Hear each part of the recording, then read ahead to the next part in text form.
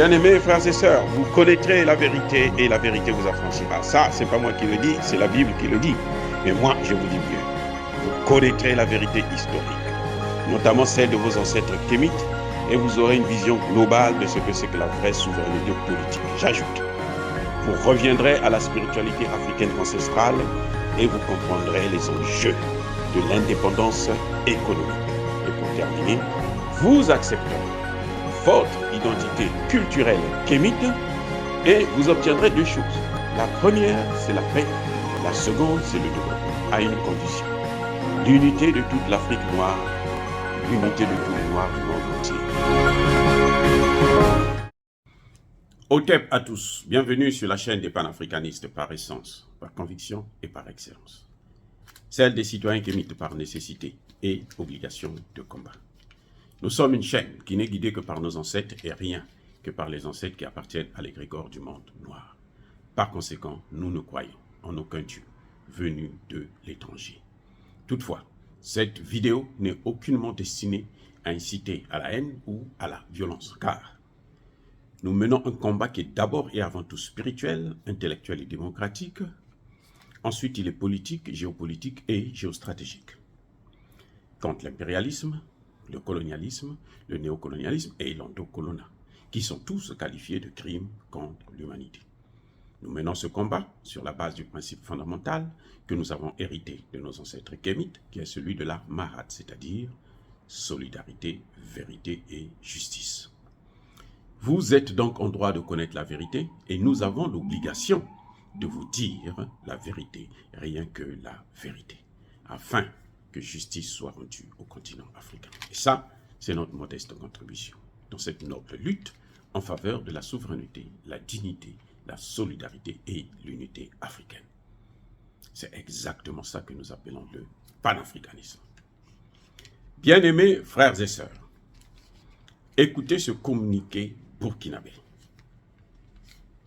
En ouvrant ses antennes au premier responsable d'AQMI, France 24 ne fait pas seulement office d'agence de communication pour ces terroristes, pire, il offre un espace de légitimation des actions terroristes et des discours de haine véhiculés pour assouvir les visées maléfiques de cette organisation sur le Burkina Faso. Ceci est le communiqué du gouvernement, du porte-parole du Burkina Faso. Il y a 2 jours. Pourquoi le Burkina Faso? Tout est dit là. En fait, France 24 a interrogé un des grands, le responsable d'AQMI, qui est en train de faire des massacres. C'est comme si, vous avez vu Ben Laden, pendant qu'on est en train de chercher Ben Laden, les journalistes de New York Times ou de BBC vont interroger Ben Laden et vont lui faire des éloges. Vont montrer que Ben Laden est en train de faire un travail formidable. Personnel, bien sûr. En train de faire un travail formidable. Quelle sera la position des États-Unis? Dites-moi. Mais cette chaîne va être fermée. Je vous dis ici aux États-Unis, cette chaîne, elle va être fermée. Aucun journaliste de cette chaîne ne pourra encore avoir le travail ici aux États-Unis. Tel que je connais la haine de ces gens-là. On le voit avec Cuba. Vous savez, les histoires de Cuba datent depuis 1963. Jusqu'à aujourd'hui, Cuba est toujours sous embargo. Alors que la même année, en 1963, l'ex-URSS avait retiré ses missiles. Ils ont passé tout leur temps à chercher à tuer Fidel Castro. Et ils ont mis le pays sous embargo jusqu'à aujourd'hui. Pour un seul fait. Ils n'ont pas touché les États-Unis.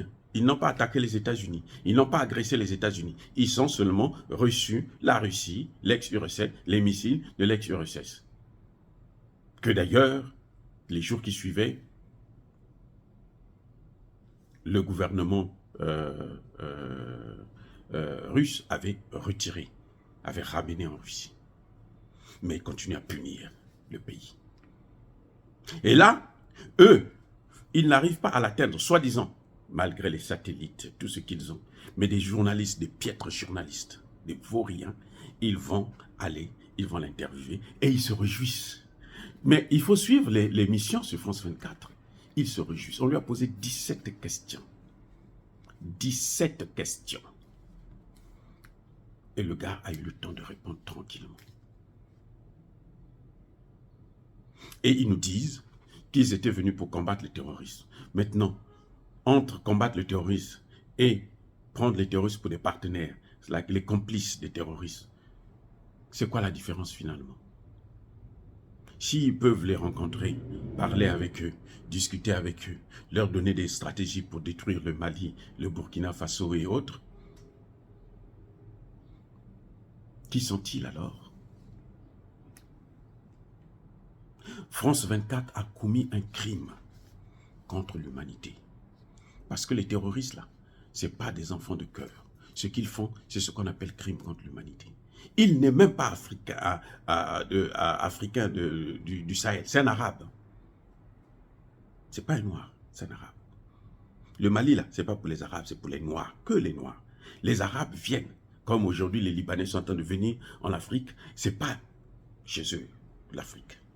Même s'ils prennent la nationalité, demain, ils vont chercher à créer des États dans nos États. Ça, c'est un problème que nous avons à gérer dès maintenant d'ailleurs. Bref, à travers ce communiqué, le gouvernement burkinabé a décidé de suspendre France 24 et je dis bravo. Je crois que ce qui manque maintenant au gouvernement burkinabé, puisqu'on voit que l'armée burkinabé est en train de monter en puissance, ce qui reste à Traoré à faire, c'est de libérer Nestor Bodassé. Il faut qu'il le libère de toute urgence. Parce que ce monsieur n'est pas contre le gouvernement, ce monsieur n'est pas anti-Burkina Faso. C'est un patriote, c'est un panafricaniste. Il doit être libre. Voilà mon message pour Ibrahim Traoré. Mais le travail est en train de se poursuivre de son côté, en tout cas contre les terroristes. Nous savons qu'on ne peut pas lutter contre les terroristes avec ceux qui ont amené le terrorisme, ceux qui ont créé le terrorisme dans le Sahel. On ne peut pas lutter avec eux comme des partenaires, non. Il faut des partenaires neutres qui n'ont rien à voir avec ça. Mais de toutes les façons, ce serait ridicule de penser que les Français agiraient autrement, que les Américains agiraient autrement, que les Occidentaux agiraient autrement. C'est ce qu'ils veulent, la destruction, la déstabilisation, le chaos en Afrique. Ce qui leur permet de piller systématiquement les matières premières et appauvrir le continent. Dire cela, c'est inciter à la haine ou à la violence. Non. Yaba, colère, Yamalem. Encore une fois, je persiste et je signe. Soyez bénis, abondamment bénis par le Dieu des Kémites. Mais que tous ceux qui persécutent le continent africain, tous ceux qui le déstabilisent et le pillent, qu'ils soient noirs, blancs, arabes, chinois, indiens ou qui que ce soit, qu'ils soient maudits, punis, foudroyés, neutralisés par ce Dieu des Kémites et par nos ancêtres angélisés. Vive l'Afrique éternelle. J'ai dit et j'assume.